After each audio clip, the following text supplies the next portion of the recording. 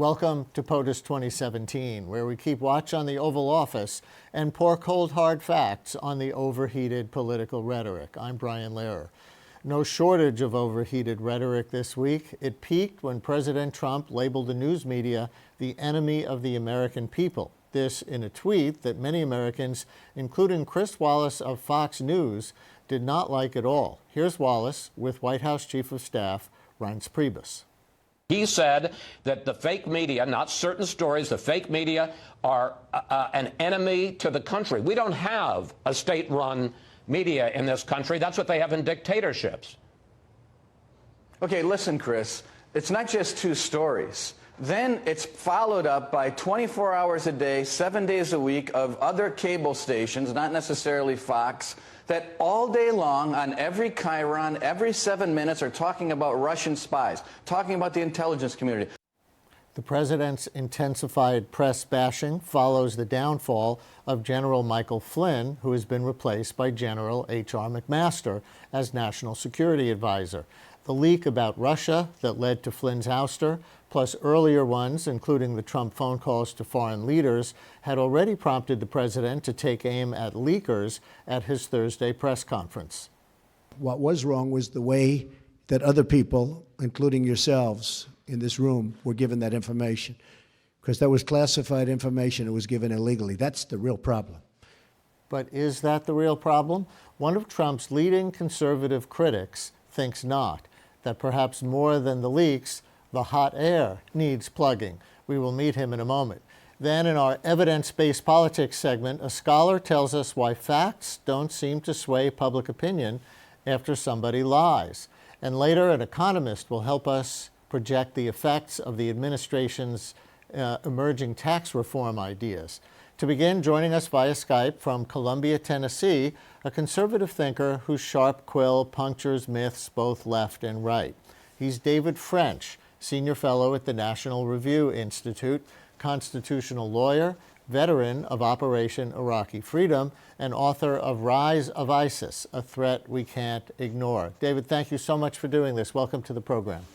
Thanks so much for having me. I appreciate it. And I see that you've argued that both sides are over-dramatizing the moment, in your opinion.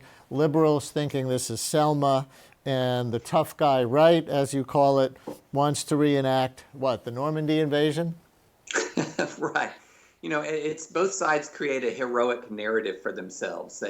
They look back to sort of the golden era and are kind of reenacting and trying to raise the stakes of this debate in ways that are kind of absurd. So when you're talking about, for example, the left looking at Donald Trump, who's a lawfully elected president, who's subject to checks and balances like every other president, and they call themselves the resistance, like they're the French behind enemy lines in Nazi Germany.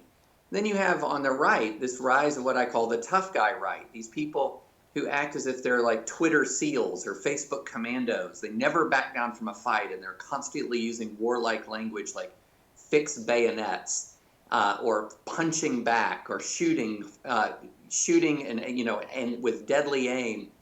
And it's all overwrought. These are political battles subject to checks and balances in our system with multiple restraints on presidential authority in many, many spheres.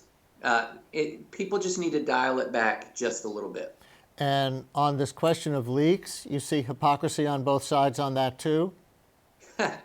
This is, it's almost funny. It would be almost funny if people weren't so overwrought. I mean, in the WikiLeaks controversy in the election, you had the Democrats saying, well, don't pay attention to WikiLeaks, pay attention to the illegality of the Russian hacking. And you had Republicans who were saying, well, the illegality of the Russian hacking is beside the point. What's really important is what's in the WikiLeaks emails.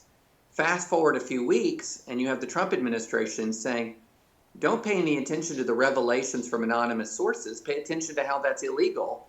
And you have Democrats saying, well, don't pay attention to the illegal sources of the leaks. Pay attention to the revelations. It's all so partisan. The reality is that both things are wrong.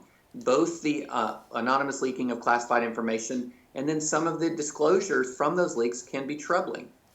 On the concerns of liberals about creeping authoritarianism, I had a caller on my other show who was originally from Venezuela and says She has seen this script before with Chavez, who set out to delegitimize the media and weaken the courts. And he got really far with that in his country. Do you think our Constitution protects us so much? Oh, absolutely. And not just our Constitution, but 200 years plus of constitutional tradition. So let's look, for example, one of Trump's signature initiatives early in his presidency was the refugee executive order, the immigration executive order. He got immediately blocked by the Ninth Circuit. Now, he complained about that. He got upset at that. He tweeted about it, but he complied with it. And then now what is he doing? He's gone back to the drawing board, and he's at any moment going to come out with a new executive order that's going to be redrafted to meet some of the court's concerns. People can't confuse overheated rhetoric for a constitutional crisis. Our constitutional structures are still robust. Trump ran as a deal maker with no ideology, but many people see his emerging policies as ideologically nationalist in the Steve Bannon, Stephen Miller sort of sense. Do you see it that way? Do you think there are now conservative versus nationalist wings of the Republican Party? You know, it's going to take a while to tell, but I do think that there is a trend heading in that direction. I do think that the language of America first is sort of explicitly nationalistic language in some ways. The protectionist trade policies do not represent classical conservative thinking, which is much more oriented towards the free market. So it's going to be interesting to see. Is he going to go with big government nationalist policies here at home, such as a huge infrastructure bill that would be more likely to come from Democrats? Time's going to tell. I mean, we're just barely a month in, and it'll be interesting to see how much of this nationalism is rhetoric versus reality. Is there a line for you between patriotism and nationalism that goes from light to dark, from love of country to hate of others? Yeah, you know, that's actually a subject of a lot of debate in my own magazine at National Review. And look, I think of America not as a country that's exceptional because the actual soil of the country is exceptional, but because it's a country that is organized around a certain ideal, a certain set of principles and convictions. And those are the things that make America exceptional and set it apart from other countries. And I think American patriotism at its best is patriotism that is centered around upholding these constitutional ideals. That's what separates us. If we just say we love America because it's where we live, or we love America because of, you know, certain aspects that are not all that distinguishable from other countries, I think you're beginning to lose that exceptionalism. And I'm much more on the side of the debate that says, I like to think of American patriotism as patriotism centered around not tribalism, where we're just protecting our own because they're our own, but centered around the advancement of certain principles and convictions and ideals that set us apart. You served in the military in Iraq. Do you think there are too many generals at the top of this administration? No, I'm actually quite reassured by the number of generals. If you look at the generals that we have now that General Flynn has been removed from National Security Advisor, and you have General Mattis, General Kelly, and General McMaster. I mean, those are three of the most respected men in American life, period, much less in the military.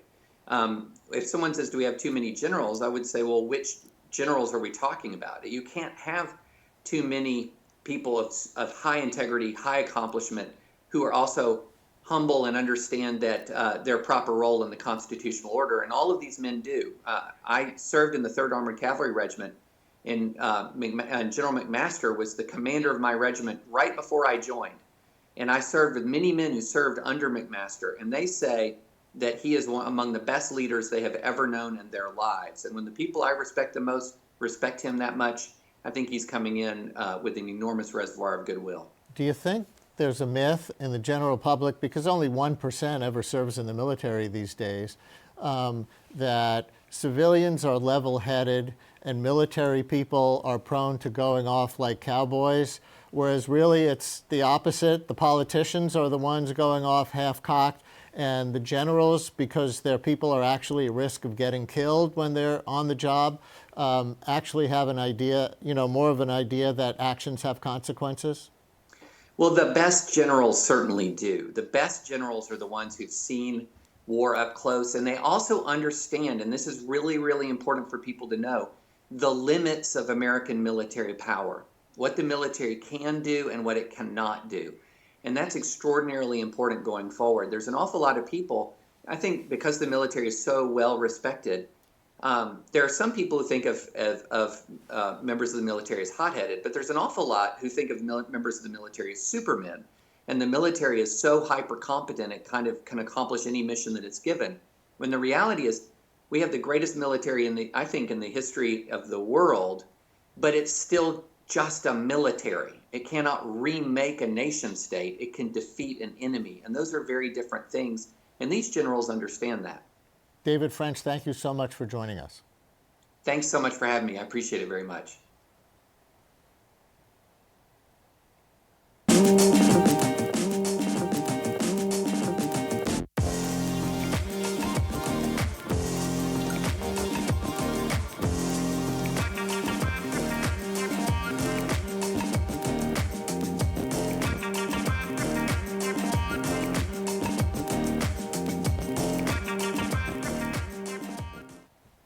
Time for evidence-based politics. Today we ask a basic question. Do cold, hard facts even matter in what too often feels like an Orwellian era? This question was highlighted recently when NBC's Peter Alexander asked Donald Trump why he should be taken any more seriously than the press, since the president himself had just stated false information about his electoral win. You said today that you have the biggest electoral margin since Ronald Reagan with 304 or 306 electoral votes. In fact, President Obama got 365 in 2008. Well, I'm talking about Republican. President Obama 332 Yeah. and George H.W. Bush 426 when he won as president. So why should Americans trust you when you're misrepresenting information? I was just given. We had a very, very big margin. The question is, why should Americans trust you when you accuse the information they receive of being fake when you're providing information that's not accurate? I was given that information. In that instance, the press quickly corrected the president. But was it a futile effort? Could be. A recent study finds that people's opinions are influenced by misinformation even after they learn the facts. What are the implications of that? Joining us on Skype from Brookline, Massachusetts, Emily Thorson, professor of political science at Boston College. Her paper in the journal Political Communication is titled Belief Echoes: The Persistent Effects of Corrected Information. Thank you so much for joining us. Welcome. Thank you. Can you define that term for us, belief echoes?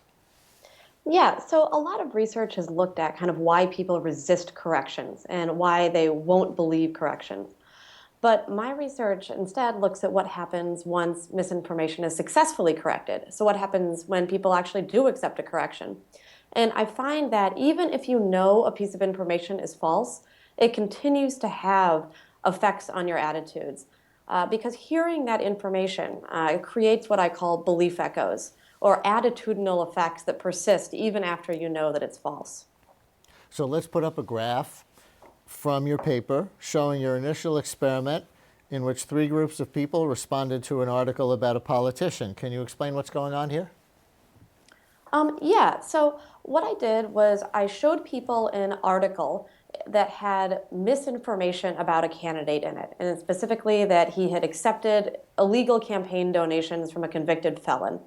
One group just got the misinformation, one group got the article without any misinformation, and one group got the article followed quickly by a correction saying, actually, this is incorrect, it was just because of a typo. And what I found was that... So we help people know what they're seeing on the screen. The striped line bar is the people who got the corrected misinformation. So what I found was that even though people believed the correction, people all said, yes, okay, I believe he didn't accept those donations, they still evaluated the candidate more negatively than people who never saw the misinformation in the first place. So the correction wasn't enough to erase the attitudinal effect of the misinformation. Why do you think that is? It's because hearing a piece of information, especially a really vivid piece of misinformation, so like a candidate accepted illegal donations or like there was a massacre in Bowling Green, hearing that has an automatic effect on our attitudes that we can't entirely control. And so hearing then a correction to that doesn't always compensate for that initial automatic effect on our attitudes. You also brought into it whether the candidate was from the same political party or the other political party as the observer. So we're going to put up another graph from your paper, and we see here 3 bars in each section for same party candidate, combined, and opposing party candidate. What does this chart tell us? So what I found was that this effect persists even when the misinformation is about somebody from your own candidate. It's certainly bigger when it's about the opposing candidate, when it's about somebody who you don't like. But what's interesting is that because it happens even for people of your own party, we can see that this isn't just an effect of motivated reasoning, where kind of partisans believe what they want to believe, that there's something else going on as well.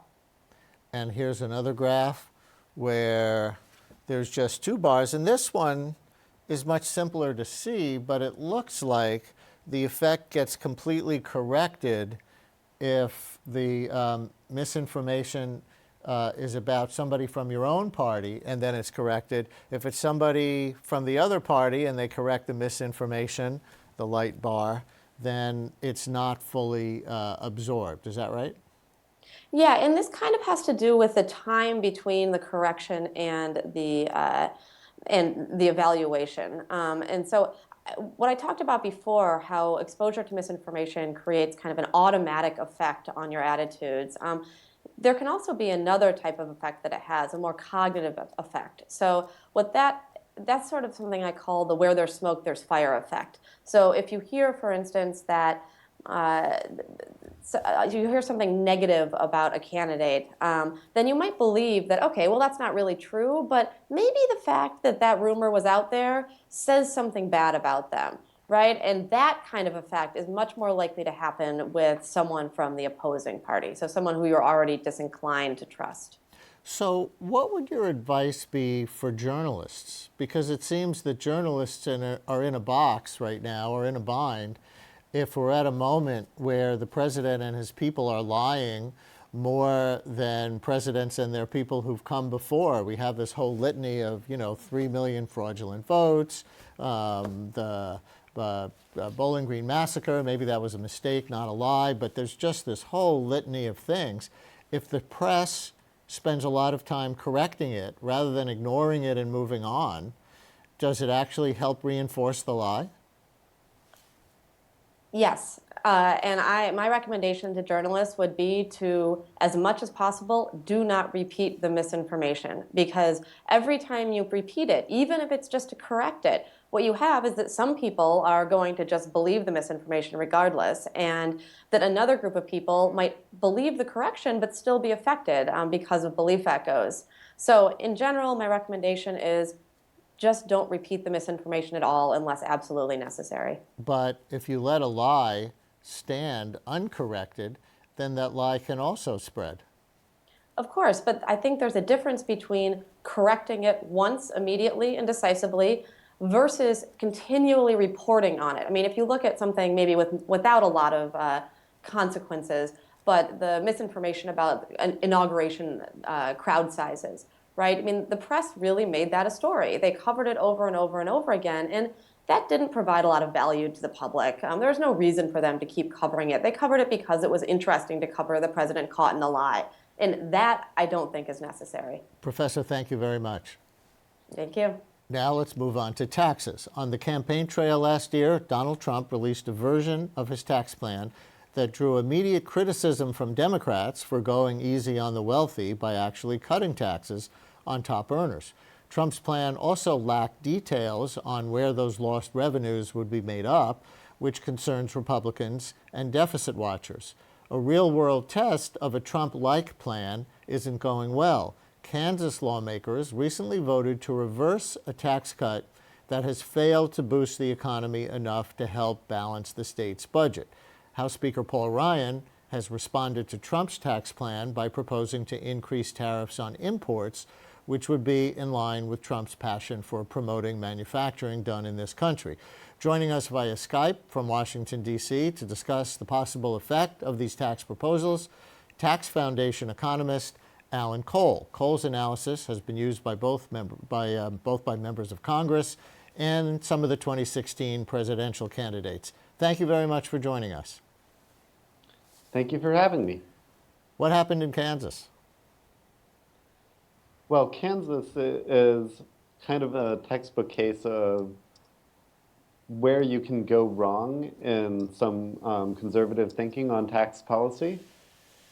There are problems with income taxes. Income taxes do have some negative effects on growth, but they wanted to cut income taxes without sufficient increases in other taxes to make up for them. No income tax cut is going to pay for itself in our model or in the real world. And if you want to cut income taxes, which is a legitimate policy choice, you really need to have some revenue offsets that make up for it. And second, they gave a preferential rate for pass-through businesses. And those are a special sort of business that files on individual tax returns. But it turns out that it's pretty easy to structure yourself as a pass-through business if you know what you're doing. And that allowed a lot more people to evade the income tax entirely than they anticipated. The fact that the tax cut didn't generate as much revenue as they projected, does that sort of disprove supply-side economics? The theory that says if you cut taxes on the wealthy, they'll invest so much money that it will create economic growth and produce even more tax revenue than you were getting with the higher tax rates? It's certainly strong evidence against the idea that tax cuts pay for themselves. They almost never do. But you could have growth from a well-structured tax cutting plan. And the general claims about incentives to work, save, and invest from tax, those are largely still reasonable claims to make. And the pass-throughs, when they talk about cutting taxes on the wealthy, and Democrats object to that, Republicans sometimes say, well, what you're really talking about in many cases is small business owners, because they'll wind up earning more than $250,000 or wherever that Democratic cutoff tends to be. But really what you're doing is depressing the ability of people to start small businesses, which creates economic growth. Is that the pass-through issue that you're referring to? Yeah, really pass-throughs are all sorts of different businesses. That's everything from someone who's got a few speaking fees or maybe works as an independent contractor, maybe even a driver for a ride-sharing service. It could be something very small like that. It could be something a little bit bigger, like a laundromat. Or it could be something really big, like Cargill and Deloitte are also pass-through businesses. And so while the majority of pass-throughs are kind of, these small 1 or 2 person shops, what really matters a lot more is that there are also some very large ones as well. In Washington, some conservatives mostly want tax cuts, like I guess happened in Kansas. Others want tax reform, lowering rates while closing loopholes and deductions to make up the same revenue in what they see as a fairer way. Is it clear which Trump is for? Trump has definitely come up with some real instances of reform or in clawing back some sort of benefit. He has committed to some revenue raisers in the past, and I'd expect him to continue to do so, but usually the revenue raisers have not made up for the size of the tax cut promises that he's made. For example, a 33% top income tax rate on individuals, that's a 6.6% cut from what the top rate is now. And then there's also the cut for corporations, which is substantially larger, 35% to 15%. And those are big cuts that his revenue raisers typically haven't matched up to. Some people say that cutting corporate tax is the best single plan to faster economic growth. How much do you agree with that? I do think that the corporate tax is the one with the most problems, and there's the most growth potential from not necessarily eliminating it, but possibly reforming it to make it better. One thing that the corporate tax does is it encourages businesses to pay out dividends a little bit more than it encourages them to reinvest and then pay out dividends, and that's because they don't get a full deduction for their capital outlays. Another problem with the corporate income tax is that it's origin-based, which means that it's kind of based on where your product is assembled, and that can discourage investment in the US. And the last thing about origin-based taxes is that it's kind of hard to figure out where a product actually comes from. And corporations will always tell you that their product comes from the lowest tax jurisdiction. So you can lose revenue due to what tax people call profit shifting. Can you explain Paul Ryan's border adjustment tax or border tax adjustment? I gather you like that idea. Yeah, so Paul Ryan's border adjustment proposal would solve some of the problems with the corporate income tax by, instead of taxing you based on where things are produced, you tax corporations based on where their revenue ultimately comes from, and that's actually a lot easier to figure out.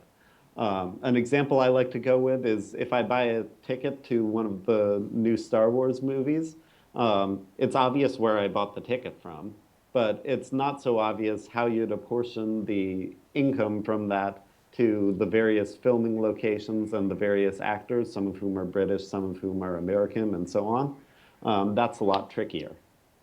Trump does want spending programs. If we believe his campaign, no cuts to Social Security and Medicare, a big infrastructure program, and a big $20 billion or more wall. Do his plans add up to a balanced budget? In everything that we've looked at so far, we don't typically do spending, but we're friends with some people called the Committee for Responsible Federal Budget, and they often use our tax estimates with spending. And our tax estimates plus the spending estimates from those folks, they usually come out to increased deficits, often by a matter of, say, a few $1 trillion over a 10-year budget window. That's a lot. Yeah, that's a lot. So it looks like in our last 20 seconds, we're really in for a pretty complicated political slog with a tax proposal coming from the White House, another one coming from Paul Ryan, maybe others from other Republican members of Congress, and a whole big mess until something gets hashed out, yes? Yeah, there are a lot of players right now. Obviously, what people want, or what would be best for the country, is reform, but raising revenues, finding new places to raise revenue, that's the hard part. And that's where you're going to see a lot of the political squabbles in the days to come. Thanks so much for joining us. Yeah, you're welcome. And that's POTUS 2017 for this week. We're here each week keeping watch on the Oval Office and pouring cold, hard facts on the overheated political rhetoric. Next time, Israel-Palestine, voices from a People's Conference about Peace taking place in Washington this weekend. I'm Brian Lehrer. Thanks for watching.